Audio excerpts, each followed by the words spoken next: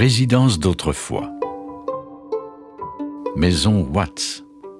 Une maison toute de rire d'enfants. La construction en 1881 de la maison Watts, du nom de son premier propriétaire, s'inscrit dans la foulée d'une activité économique de plus en plus effervescente à Drummondville. D'autres demeures bourgeoises signeront de leur belle présence le paysage architectural de la ville.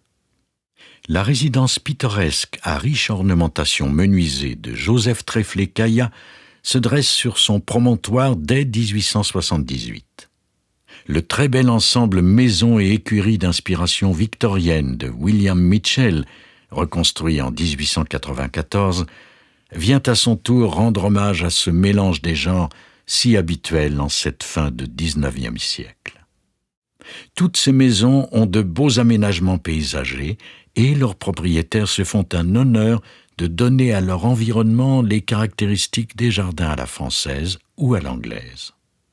La maison construite par William John Watts se taille une place particulière au cœur de la basse ville où s'est regroupée la majorité des commerçants et des artisans de Drummondville.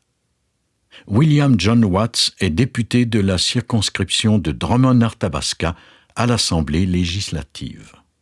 C'est donc un membre influent de la bourgeoisie anglophone qui contrôle le développement de cette ville. Sa grande richesse lui vient de son père, lui-même héritier d'une grande partie des biens laissés par son cousin Frédéric George Hériot, qui a fondé Drummondville en 1815. John Watts et son épouse ont arrêté leur choix sur une maison québécoise bien adaptée à la froidure des hivers canadiens par ses fondations creusées au carré surhaussé.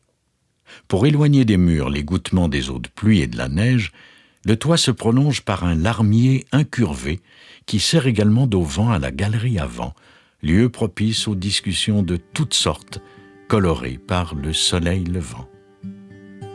Le jardin des Watts, entouré d'une large palissade, était, dit-on, un petit paradis terrestre où massifs de fleurs, pergolas, arbres fruitiers et même ruches faisaient agréable et bon voisinage.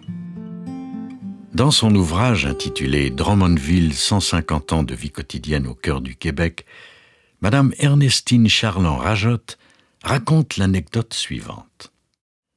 Le jardinier qui prenait soin du domaine s'apercevait que les pommes disparaissaient bien vite.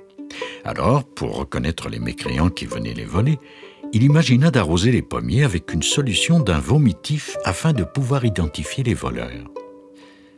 Monsieur Watts avait un jeune fils d'une douzaine d'années, appelé Bob, qui fréquentait l'école avec les garçons du village. Bob avertit donc ses amis de bien laver les pommes quand ils viendraient en voler pour éviter d'être malades et démasqués. Et c'est ainsi que le jardinier ne put jamais identifier ces voleurs de pommes, malgré sa grande ingéniosité. La famille Watts a habité la maison de 1882 à 1915. Le second propriétaire est le docteur Béliveau, venu pour travailler à l'hôpital Sainte-Croix. Il habite la maison de 1917 à 1922. Outre la médecine générale, le docteur Béliveau pratique la chirurgie et l'anesthésie. 4 enfants sur un total de 14 naîtront durant les 5 années où la famille habite la maison de la rue Hériot, qui compte 5 chambres à l'étage et la chambre des parents au rez-de-chaussée. Le docteur Béliveau se fait sucrier à l'occasion. Dans la grande cuisine familiale longeant la rue Loring, il construit des bacs de bois qu'il remplit de neige et y dépose pour le plaisir de tous la tire d'érable apportée de la Beauce par son épouse.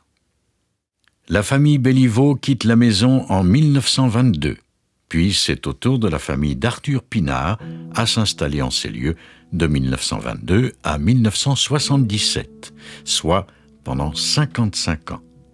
C'est la raison pour laquelle certains appellent cette résidence la maison Pinard. Madame Pinard donne naissance à 9 enfants après son arrivée dans cette maison. Arthur Pinard, son époux, obtient son premier emploi de Géo Montplaisir, propriétaire du garage Montplaisir. À partir de 1930, Arthur et son frère Ernest Pinard se tournent vers la vente de véhicules. Cette maison a attiré les enfants pour le bon goût de ses pommes. Cette maison a été habitée par un médecin près des enfants, de la tire d'érable et sucrier à 16 heures. Cette maison a vu naître beaucoup d'enfants et leurs rires chaleureux ont probablement longuement habité ces lieux. Cette maison est devenue boulangerie et maison de pâtissier. C'est peut-être une autre façon d'appeler les enfants à la fête.